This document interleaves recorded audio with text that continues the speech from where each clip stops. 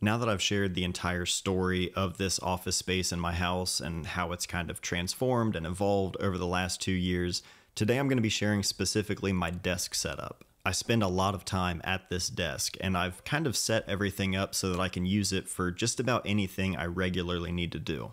Everything from editing photos, editing videos, emails, anything I need to do on the computer, I can do that right here.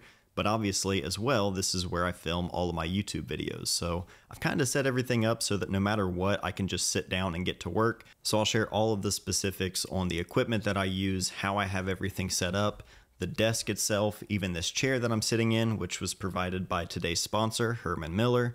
I've been using this chair for a while now, and I wish I would have gotten one way sooner, but I'll tell you about that in a little bit. For now, we're going to start with just how I have everything set up. Over the last couple of years, if you've seen videos from me in this space, you have seen this sort of talking head setup in a number of different configurations, but the whole goal amongst all of them that I've tried out is to have a setup that's just ready to go at all times. I don't have to spend a bunch of time setting up my lights and the camera and making sure everything looks good. I can just have something set up and ready to go.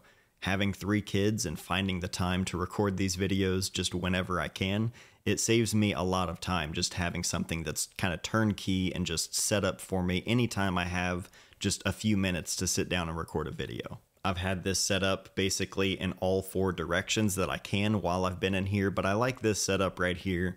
I like this kind of talking head shot where there's a window in the background. It kind of adds a little bit of natural light. Also kind of coming in with my key light right here, which we'll talk about. I just like the way this feels. It feels a little bit less like, a setup studio, and it just feels a little bit more natural. You're kind of seeing the space, how I actually am, set up to use it every day. It's not just a YouTube set. So I like the way this looks, but of course, it's always going to keep changing and evolving. Behind the camera, I have some foam panels that I've just stuck to the wall using some double-sided tape. It's really easy to remove these and rearrange them without damaging the wall. As I mentioned, I rearrange stuff all the time, so these things help though. I'm basically, about 3 feet away from the wall right now. Without the panels, there's a lot of sound bouncing right off the walls and the sound just isn't as good. Just by adding these foam panels and the particular spot that I'm in with this microphone setup, the sound is how I'd like it to be, so I don't have to do a ton in actually treating the entire room. Now between the wall and the desk, I have an iFootage monopod that is always there. It never moves. Anytime my camera isn't on the monopod, which it pretty much always is, I just set the Lumix S5 II on the monopod with a 24mm lens, and I know that in that spot, the way things are set up, my camera is set up exactly where I want it. I don't have to tweak anything, and I'm just running power directly from my desk into the camera, so I also don't have to worry about power. Now my key light for recording all these videos, this stays in this one spot. I never move it. This is the Hobo Light Pro. It's a 300 watt bicolor LED light. I recently switched over all of the lights in my office from Aperture over to Hobo Light. I always have the Hobo Light Pro right here above the desk with a Pro softbox and a grid. So that's everything I use, not actually attached to the desk itself, but it's always right here in this kind of setup. Now let's start talking about the desk and everything here that I have on it. This is a Jarvis desk. It's a sit-stand desk. I've been using it for a little over 4 years now. I made a video about it when I first got it.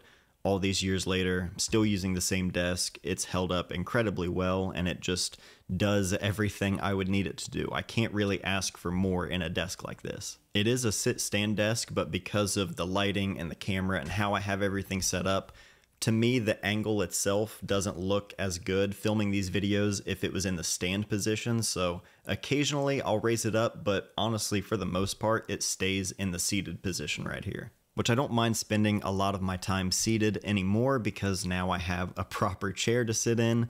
Prior to getting this Herman Miller Aeron chair, I was using a wooden stool. It's an apple box that I put some hairpin legs on. I also had one of our dining stools that I would bring in from time to time. Basically nothing that was actually supporting me, so upgrading to the Herman Miller Aeron has been a welcome upgrade. For someone who spends a lot of time seated, as I mentioned, recording these videos, editing videos and photos, everything I do here at this desk, Coming from something with no support to this, where I can fine tune all of the adjustments and get the support exactly how I want it, it's completely eliminated the day-to-day sort of back pain that I would have anytime I would get done editing a video or recording a video. I still like to get up and move around and take some breaks because that's just good for my body, but I don't have to worry about any of the regular back pain I was dealing with now that I have something with proper support. With the build quality of these chairs, along with a 12-year warranty and no assembly required, it's easily one of the best investments you can make for yourself. There's tons of great options in the Aeron chair as well as other chairs from Herman Miller, and they actually are launching their spring sale right now at the time of this video being published, so definitely check that out if you're interested. I'll have links down below with everything you need, and a huge thanks to Herman Miller for not only supporting my back and my posture, but also supporting the channel by sponsoring this video. Now for everything that's actually on the desk itself, all of the equipment that I use, will basically start from one end and work our way across. Over here I have the Blackjet TX4DS. This is a 4-bay Thunderbolt 3 docking system. This is what I use to not only import all of the media, but also editing things. So I have two SSD drives right in the middle. These are the drives that I actually edit off of, so at all times when I'm here at my desk, I can not only store the footage onto the drives, but I can also work off of those drives as well. Below that, I have a port for the Atomos Ninja Caddy, basically recording anything from my Atomos Ninja 5. I can just plug the Caddy directly into that and import everything super fast. And then I have two SD card slots at the very top as well. My MacBook does have an SD card slot, but anytime I'm importing from just a number of different sources, it's great to have extra ports there as well. The monitor that I'm using that's connected to the MacBook is the Apple Studio display. These monitors are amazing. I love it. The color and everything matching up to my MacBook Pro. It's always super consistent, nice and sharp. It is very overpriced in my opinion, but it is a joy to use. I love this thing. It's super clean and minimal. For my uses, I couldn't really ask for more in a monitor. It just works flawlessly with the MacBook Pro, but they are very expensive. Now behind the studio display is the MacBook itself that I'm working off of. This is a 16-inch MacBook Pro. It's the M1 Max. I've had this for a few years now, and I think since then they've updated the M1 chip and the M2 chip, and they're just continuously updating it. But still, this thing, no matter what I throw at it, 6K video, high-resolution photo files, everything I throw at it, it handles it with no problem, and it's so much faster than all of the Intel-based MacBooks that I used in the past. So anytime I'm not sitting here at the desk, if I'm traveling, it's great to be able to take everything I need with me with the MacBook Pro, but I would say 98% of the time it sits right here in this dock and I'm just working off the studio display. Peripherals for the computer itself, I have the Apple Magic Keyboard with Touch ID. I was previously using the Logitech MX Keys, which is a really nice keyboard, but having Touch ID right here on the actual keyboard itself, it saves me so much time, so I reverted back to the Magic Keyboard just specifically for Touch ID. Convenience always wins. And for the mouse, I've been using this Logitech MX Master 3 for about 5 years now. It's also been updated since I bought this, but I have no reason to upgrade. This thing works great, and behind the keyboard is the Rodecaster Pro 2. This is what I use to record all of my audio no matter what I'm doing. So for these videos right here, the Shure SM7B microphone, it's always plugged into the Rodecaster Pro 2. It's mounted on this Rode PSA-1 boom arm. I've had this for probably 9 years now, still works great, but it's always connected to the Rodecaster Pro 2.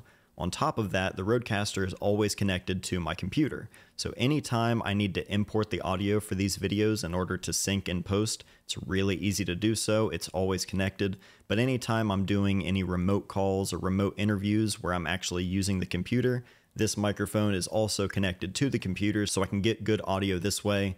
Everything I need to do audio-wise is capable on this one device. Big fan of the Rodecaster Pro 2. And then I have this power strip connected to the desk. I've had this since I got this desk. I have a couple of Anker USB-C chargers plugged into it. Pretty much everything I use runs on USB-C these days, so super convenient to have this. I can charge my phone, iPad, devices, cameras, microphones, basically everything I need charged I can do right here on the desk. And then of course, my little Dymo label writer 4XL. This thing gets a lot of use. It's sort of the unsung hero to everything I do. Anytime I get an order for a print, or as of late, a book order, this is what I use to print off all the shipping labels. Saves me a ton of time, and it's just a little workhorse. And then I have a little cable management kit here on the back of the desk, so all of the cables are nice and tidy. If the desk is going to be raised or lowered, all of the cables go with it, so nothing's going to get disconnected. And yeah, that's pretty much my entire desk setup. Everything is pretty much always ready to go. I'm pretty happy with how dialed in things are. If you're a solo creator like myself and you're doing everything yourself, I cannot recommend enough to have a setup like this that's just always ready to go. Reduce the friction of actually sitting down to make something. Having everything ready to go, it's just been a lifesaver for me. But that's it for this video. So this is my entire desk setup. Everything you see that I do, it all happens right here. If you have any questions about any of this stuff, or even suggestions as well, I'm always up for, tweaking things and, trying different things out if it's going to be beneficial, or if I'm just bored at any moment. So let me know what you think or any suggestions you have in the comments down below. But that's it for today. So thank you guys for watching. I love you, and I'll see you next time.